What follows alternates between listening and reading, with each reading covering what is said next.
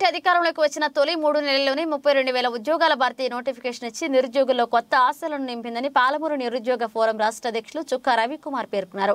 OU arts college ఎదుట పాలమూరు నిరుద్యోగ forum ఆధ్వర్యంలో ఉమ్మడి మహబూబ్నగర్ జిల్లాకు చెందిన నిరుద్యోగ యువత సమావేశమై భవిష్యత్ కార్యాచరణపై చర్చించిన అనంతరం అధ్యక్షులు చుక్కా రవికుమార్ మాట్లాడారు.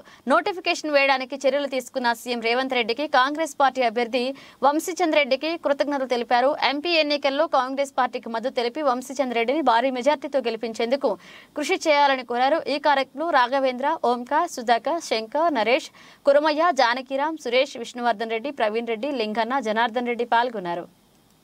యూనివర్సిటీలో పాలమూరు నిరుద్యోగ ఫోరం తరపున కాంగ్రెస్ పార్టీ అభ్యర్థి అయిన పార్లమెంట్ నియోజకవర్గ అభ్యర్థి చల్ల వంశీచంద్రెడ్డి గారికి మా నిరుద్యోగుల మద్దతు ఉంటుంది. మద్దతు ఇవ్వాలని ప్రకటించినాం. ఎందుకంటే ప్రస్తుతం గత ప్రభుత్వం 10 సంవత్సరాల పాలనలో నిరుద్యోగులకు రక్తాన్ని పీల్చుకొని తాగడం జరిగింది. ప్రస్తుతం ఏర్పడిన ప్రజాప్రభుత్వం నిరుద్యోగుల తరపున ఉండి నిరుద్యోగుల యొక్క భవిష్యత్తు కొరకు గత ప్రభుత్వం ఏదైతే నోటిఫికేషన్లు ఇచ్చి పెండింగ్ లో పెట్టిండ్రో ప్రస్తుతం ఉన్న ప్రభుత్వం 32,000 ఉద్యోగాలను నియామక పథకాలు కూడా అందజేయడం జరిగింది. మీరు చూసిండ్రు గత ప్రభుత్వ పాలనలో నిరుద్యోగులు ఏ విధంగా నిస్పృహకు గురైనారో.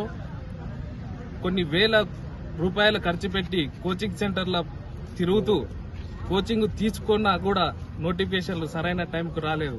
అదే ఈరోజు కాంగ్రెస్ ఆధ్వర్యంలో ఏర్పడ్డ ప్రజా ప్రభుత్వం గ్రూప్ 1 రీనోటిఫికేషన్ పోస్టులను పెంచుతూ ఒక భారీ తెలంగాణ రాష్ట్రం ఏర్పడ్డ తర్వాత మొదటి గ్రూప్ 1 పరీక్షను నిర్వహిస్తున్నది. అది పారదర్శకంగా ఎలాంటి అవతవకలు జరగకుండా గత ప్రభుత్వం చూసిండ్రు. పేపర్ లీకేజ్ గాని కొన్ని అనేకమైన తప్పిదాల వల్ల నిరుద్యోగుల ప్రాణాలను కూడా తీసుకోవడం జరిగింది. ఈరోజు పాలమూరు ముద్దుబిడ్డ అయిన సీఎం రేవంత్ రెడ్డి గారు ప్రత్యేకమైన దృష్టి నిరుద్యోగులపై ఉంది. మేము కూడా అతనికి పాలమూరు నియోజకవర్గం పార్లమెంటుపై గెలిపించి అతనికి కానుకగా ఇవ్వాలని మేము అనుకుంటున్నాం.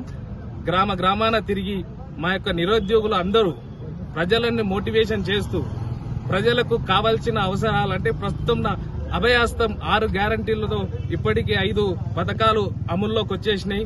ఇంకా 1, 2, 3 పథకాలు ఉన్నాయి. మాకు ఒక నమ్మకం ఏర్పడ్డది. కాంగ్రెస్ పార్టీ పూర్వ స్థాయిని లేదు. ప్రస్తుతం కాంగ్రెస్ పార్టీ యొక్క డిఎన్ఏనే సామాజిక కోణం ఉంది కనుక మేము ఆ కాంగ్రెస్ పార్టీ బలపరిచిన అభ్యర్థికి మద్దతు ఇవ్వాలనుకుంటున్నాం.